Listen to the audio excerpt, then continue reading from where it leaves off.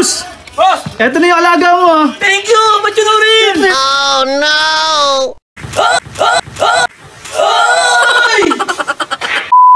Isang magandang umaga. Kakagising lang pala ni Boy Machunurin. Grabe ang sarap ng tulog ko. Maganda rin kaya ang tulog ng mga isda ko. Grabing dumi na nga pala ng ref tub ko. Kailangan na sigurong linisin to. Magkakasakit dito ang mga isda ko. Mapapakamot ka na lang sa hindi makate. Medyo gutom na rin pala tong mga alaga ko. Kapag nakita na nila ako, nagkakagulo na sila. Sign kasi yun, napapakainin ko na sila. Hindi naman halatang gutom na kayo. Food trip na naman ang mga ipis. Bago yan, luma muna. Nag-stock na kasi ako dito ng mga tubig. 3 araw na to kaya may kitikiti na. Trinay ko nga palang kudkod din ng mga lumot. Wala namang problema kasi mabilis ko lang siyang natanggal. Nakalimutan ko, nandito pa pala ang mga isda. Kaya naman nilagay ko muna sila sa isang lalagyan. Tinanggal ko na din pala yung ibang makakasagabal. Hindi rin biro maglinis ng ganitong ref tub. Bukod sa malaki, mabigat pa siya. Pero ganito lang pala ang teknik. Tinanggalan ko nga muna pala ng tubig bago ko buhatin. O diba, now I know. Laking tulong din pala ang pagkakaroon ng malaking katawan. Basic lang to sa akin, parang wala akong kapansanan. Agad nga pala ako nagulat. Kung di nyo lang naitatanong, takot nga pala ako sa palaka. Masarap nga pala sa mata kapag malinis ang ref tub. Tapos kitang kita mo lumalangoy ng mga isda. Ganun lang pala maglinis, napakadali. Scotch Brite nga lang pala ang ginamit ko dyan. Hindi na rin ako gumamit ng sabon. Sinaling ko na rin ang mga stock kong tubig.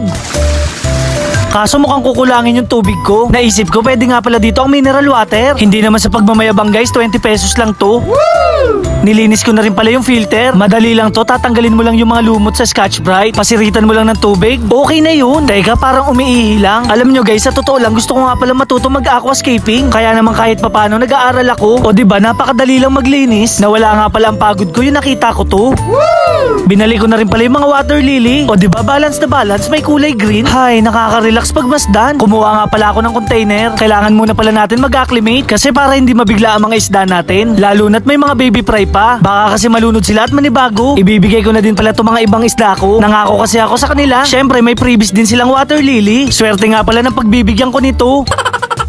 Magkakaroon na nga rin pala kami ng kapitbahay. Nililinis na nga pala nila ang lugar. Wala pa nga pala silang tubig at kuryente. Kinausap nga pala nila ako na makikikabit muna sila ng kuryente. Syempre dahil mabait ako, walang sabi-sabi. Napakaswerte nila kasi napakabait kong kapitbahay. Isang saksak lang sabog agad. Char. Naglolo ko nga pala tong cellphone ni mama. Kaya kailangan daling ko na to sa pagawaan. Hindi niya na kasi mapapanood ang vlog ko. Kompleto na nga pala tong ipapamigay ko. So paano guys? Tara! Road trip na naman si Boy Machunurin. Minsan parang gusto kong sumama kay Boy Skincare. Nakakaingit kasi siya. Sobrang layo na nang nararating niya. Tapos gamit lang ang bike. Sa susunod sasama ako. Ano G? Nandito na nga pala ako sa Talipapa. Anak ng taga Quezon Lopez nga pala yung pagbibigyan ko. Pumunta kasi sila sa bahay tapos wala ako. Big shoutout nga pala sa inyo. Syempre una ko nilabas palaka. Agad nga pala silang nagulat. Ayaw nila baka daw magkakulugo sila. Pero joke lang, kaya nga pala ako pumunta dito para bigyan ko kayo ng isda. Napaka-solid na followers ko nga pala sila. Flatty nga pala ang lahi niyan. Dahil followers ko kayo, may freebies kayong water lily. O diba, baka Boy Machunurin yan. Syempre, hindi mawawala ang sticker ko. So paano, aalis na muna ako. Pupunta din kasi ako sa ninang ko sa kasal. Dito lang yan sa TJ kasi si Logan. Shoutout nga pala kay Ninang Jo. Nang Ano yan? Malaka. Meron din pala siyang alagang isda. Wala nga pala yung anak niyang si Cassie kaya kay ninang ko na lang binigay. Syempre may freebies na water lily. O diba may napasaya na naman akong tao. Pupunta nga pala ako sa kakilala ko nagtitinda ng isda. Big shoutout nga pala kay nanay.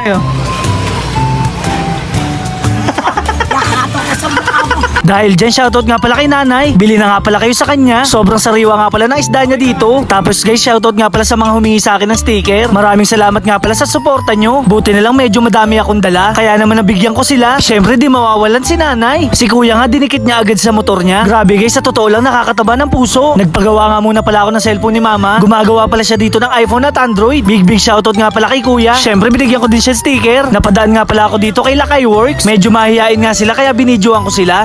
Tanong lang sana ako kung gusto nilang mag-alaga ng palaka. Teka, bakit ganun? Ayaw nila sa palaka? Kung kayo nga pala ay may palyadong mga motor, dalhin nyo lang dito kay Lakay Works. Napakadami niya din palang pyesa ng mga motor. Woo! Pumunta na nga pala ako sa kaibigan ko. Siya kasi yung nanghihingi sa akin ng palaka. Boss! Boss! Eto na yung alaga mo ah. Thank you! Machunurin! Buksan mo. Oh no!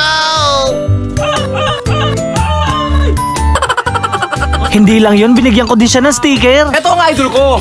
Woo!